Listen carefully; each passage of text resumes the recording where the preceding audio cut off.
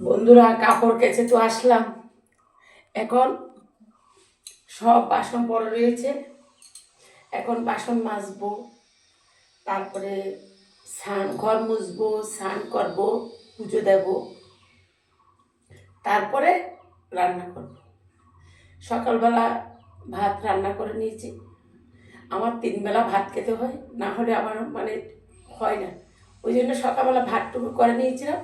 কালকে তরকারি ছিল, ওই দিয়ে ভাত খাওয়া হয়ে গেছে সকালে। এবার বাসন কুসনগুলো মেজে একটু ঘর দোরগুলো একটু মোছা করব, তারপর স্নান করব। স্নান করে পুজো টুজো দিয়ে তারপরে তরকারি বসাবো। আমি একা মানুষ, আমার মানে দেরি হলেও কোনো সমস্যা নেই।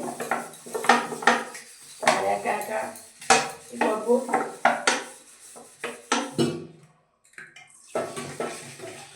আজকে বাসন মাজতে একটু দেরি হয়ে গেছে।